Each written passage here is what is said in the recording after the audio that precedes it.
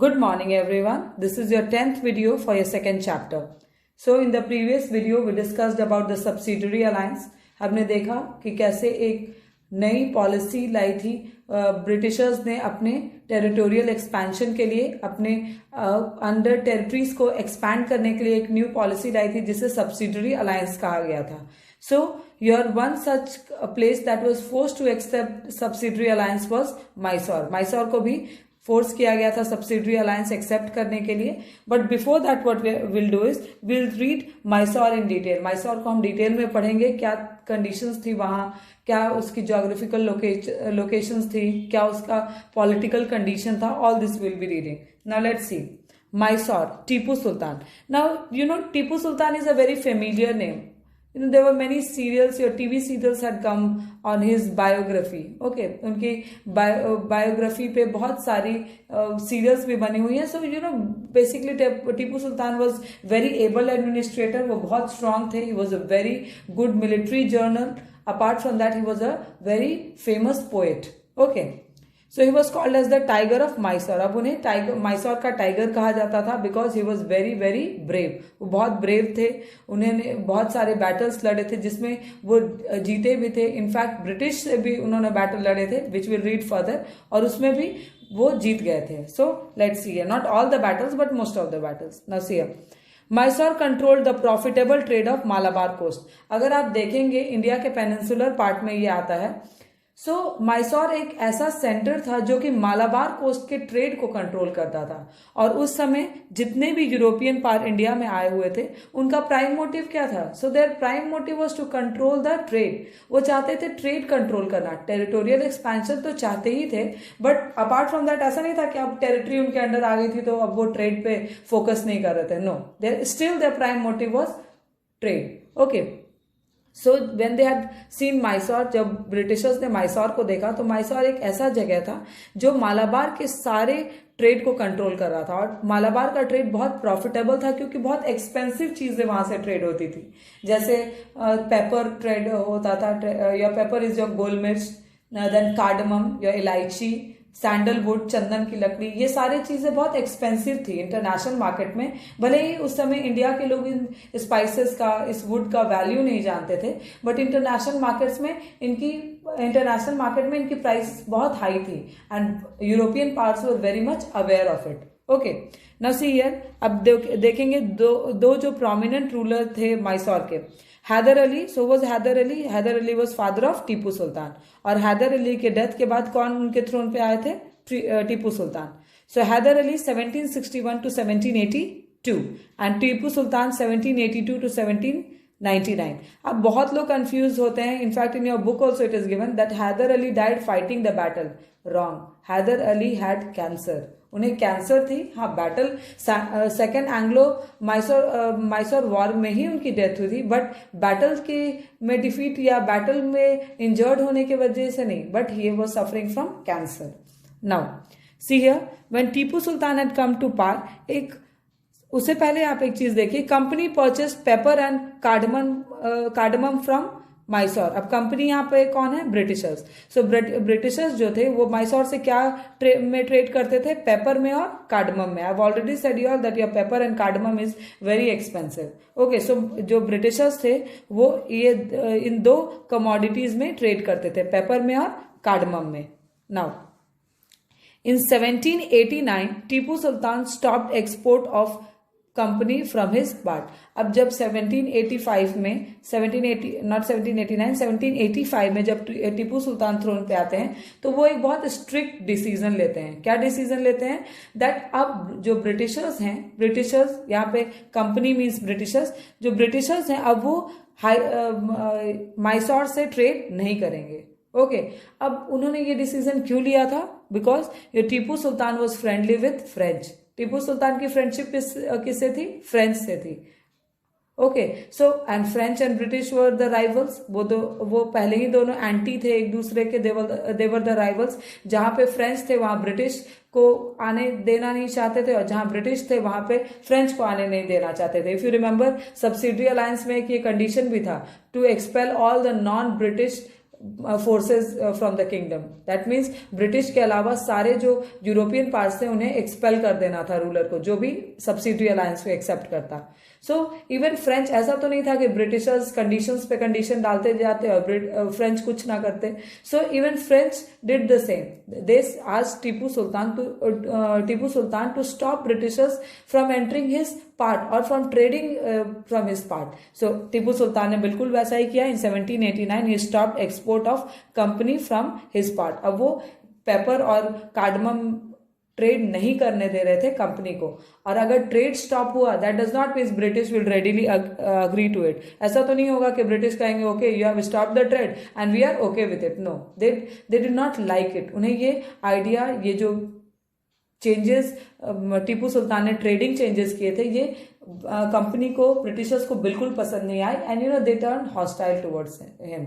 Okay, एक conflict जैसी situation arise होती है जहां हैदर अली और टीपू सुल्तान किसके अगेंस्ट हो जाते हैं? ब्रिटिश के अगेंस्ट हो जाते हैं। तो सी हियर कॉन्फ्लिक्ट, एक साइड पे कौन थे? Haidar Ali, Tipu Sultan, and other side were the britishers. अब हैदर अली और टीपू सुल्तान अगर हैं तो उनको और हेल्प कौन करेगा? फ्रेंच हेल्प करेगा। Okay, so French people will help them. Why? Because they were anti Britishers. और अगर ब्रिटिश लड़ रहे हैं इनसे, डेफिनेटली फ्रेंच विल हेल्प। अगर ये जीतते हैं तो that will make French trade more strong in Mysore region. Okay, so अब ये सारा कंडीशंस यू हैव अंडरस्टूड, जहां पे ना ही केवल ये है आपकी बैकग्राउंड है एंग्लो माइसोर वॉर की। Anglo Mysore war which will be reading further, आपकी 4 एंग्लो माइसोर वॉर हुई थी। जहां भी टर्म एंग्लो आएगा समझ जाइएगा कि वो ब्रिटिश वहां इन्वॉल्व है। एंग्लो ब्रिटिश के लिए यूज होता है और माइसोर ऑब्वियसली दूसरी साइड कौन थे? Mysore.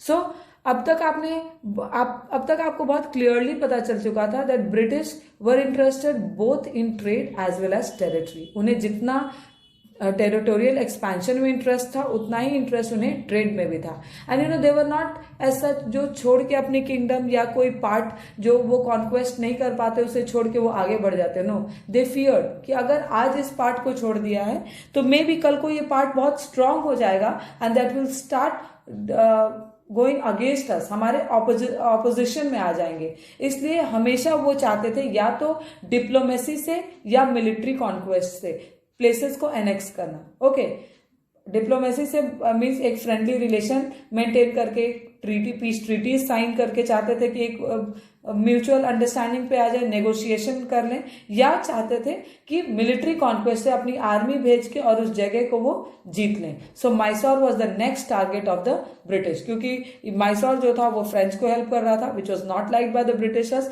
Not only they were helping French but they had also stopped entry of Britishers. उन्होंने ब्रिटिश के ट्रेड को भी स्टॉप कर दिया था। That was an addition to the anger of the Britishers. So further we'll be reading about the views of the British towards Tipu Sultan and Hyder Ali, and we'll also discuss few Anglo-Mysore wars also. Thank you.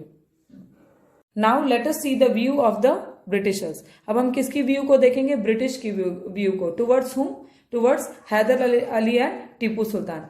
अब क्या वो feel करते थे हैदर अली और टीपू सुल्तान के बारे में? आपने ऑलरेडी पिछली वीडियो में पढ़ रखा है दैट हैदर अली और टीपू सुल्तान की जो किंगडम थी माइसोर, उन्होंने ऑलरेडी, टीपू सुल्तान ने ब्रिटिशर्स को स्टॉप कर दिया था ट्रेड करने के लिए। Okay, now British saw Hyder Ali and Tipu Sultan as ambitious, arrogant and dangerous. अगर कोई भी ट्रेडिंग के लिए स्टॉप करेगा या किसी भी काम के लिए स्टॉप करेगा तो ऐसी ही नेगेटिव व्यू होगी उस पर्सन के बारे में। For example, suppose when your friend or anybody whom you ask something, they say that no, will not give you the thing. What do you feel? Oh, that person is so generous, that person is so nice. No, your first reaction is what? That what a horrendous person is he. He's not helping me out. Okay, so same reaction or same feeling they had towards Hyder Ali and his son Tipu Sultan. Britishers को क्या लगने लगा that Haidar Ali और उनके सन टीपू सुल्तान जो थे वो बहुत ही एम्बिशियस थे, एरोगेंट थे और डेंजरस थे। एम्बिशियस थे that means they believed in conquering, or they believed in bringing more and more territory under their control, territorial expansion करने टाइप के थे. That means they had aims in life, और वो उन सारे एम को फुलफिल कर सकते थे. They were arrogant, that means they were rude, and they were dangerous.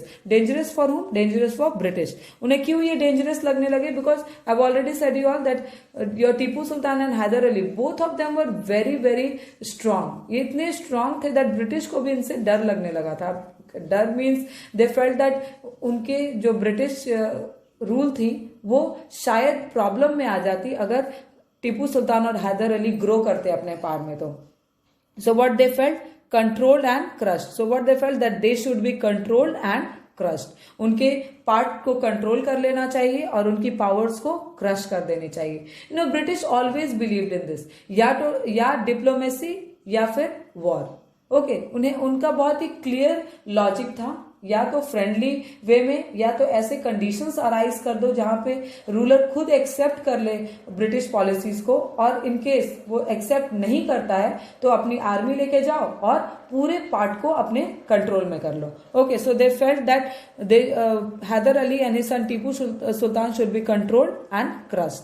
सो अब ये सारा करने के लिए उन्होंने क्या किया? So they went under wars. War हुए किसके किसके बीच में? Haidar Ali, Tipu Sultan on a side and on the other side britishers. So आपकी 4 एंग्लो माइसोर वॉर हुई थी. 4 एंग्लो माइसोर वॉर हुए थे. So first Anglo Mysore war was fought from 1767 to 1769. Second Anglo Mysore war 1780 to 1784. Third Anglo Mysore war 1790 to 1792. Fourth एंग्लो-माइसोर war 1798 to 1799. अब देखिए, अगर आप ध्यान से देखेंगे डेट्स को, फर्स्ट जो एंग्लो माइसोर वॉर हुई थी उसमें हैदर अली और टीपू सुल्तान दोनों थे. 1799 में एंड हो गई थी. और डेथ कब हुई थी टीपू सुल्तान की? सॉरी, नॉट टीपू सुल्तान, हैदर अली की डेथ कब हुई थी? 1782 में उनकी डेथ हुई थी. That means mid second Anglo Mysore war के मिड तक हैदर अली थे. ओके, और उसके बाद ये सेकेंड एंग्लो माइसोर वॉर को कौन कंटिन्यू करता है? उनके सन टीपू सुल्तान कंटिन्यू करते हैं. ओके, आपने ऑलरेडी बैकग्राउंड पढ़ लिया वॉर का कि क्यों वॉर हुई थी. बिकॉज टीपू सुल्तान ने स्टॉप कर दिया था, टीपू सुल्तान एंड हैदर अली ने स्टॉप कर दिया था ब्रिटिशर्स को ट्रेड करने के लिए. So this was the background. ये था बैकग्राउंड. और अब ब्रिटिश क्या के लिए एम्बिशियस हो गए थे? To bring Mysore under their control. या माइसोर को अपने कंट्रोल में ले आए, या माइसोर को फोर्स करें सब्सिडरी अलायंस एक्सेप्ट करने के लिए. जैसे ही माइसोर सब्सिडरी अलायंस एक्सेप्ट करेगा, ऑटोमेटिकली फ्रेंच जो होंगे वो उनके टेरिटरी से फ्रेंच को उन्हें हटाना होगा.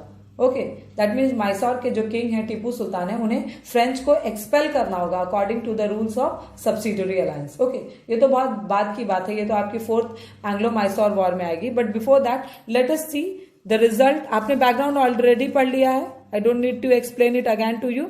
आपने ये भी पढ़ लिया कि लड़ाई किसके बीच में हुई थी. सो लड़ाई जो थी आपकी हैदर अली, टीपू सुल्तान एक साइड पे थे और ऑपोजिट साइड पे कौन थे? ब्रिटिशर्स थे. सो ये आपने पढ़ लिया है. Now let us see the result of the first Anglo Mysore war. First Anglo Mysore war कब से कब तक लड़ी गई थी? 1767 टू 1769. ये 1767 में स्टार्ट हुआ था और 1769 में एंड हुआ था आपका first Anglo Mysore war. So इसका रिजल्ट क्या था? Haidar Ali defeated British. So Haidar Ali ने ब्रिटिश को डिफीट कर दिया था. Okay, so who was victorious? Haidar Ali was victorious. Now next, British were force to sign a treaty. Britishers ये लड़ाई के दौरान, इस लड़ाई के टेन्योर में एक चीज बहुत अच्छे से समझ गए थे फर्स्ट एंग्लो माइसोर वॉर में, दैट वो हैदर अली से जीत नहीं पाएंगे. Okay, so you know britishers were not fools. वो इंडियन रूलर्स की तरह फूल्स नहीं थे कि जान के भी कि अब हम हारने वाले हैं, लड़ाई करते जाएं और अपनी प्रॉपर्टी को लूज करते जाएं. Okay, but you know they were very diplomatic. वो समझ गए थे कि इस बार हम हैदर अली से जीत नहीं सकते हैं. So what they said that now since we are not able to find a solution, we are not able to come to a conclusion, so let's do something, let's sign a treaty. So Britishers were forced to sign a treaty. एक treaty वो लोग sign कर दिए थे.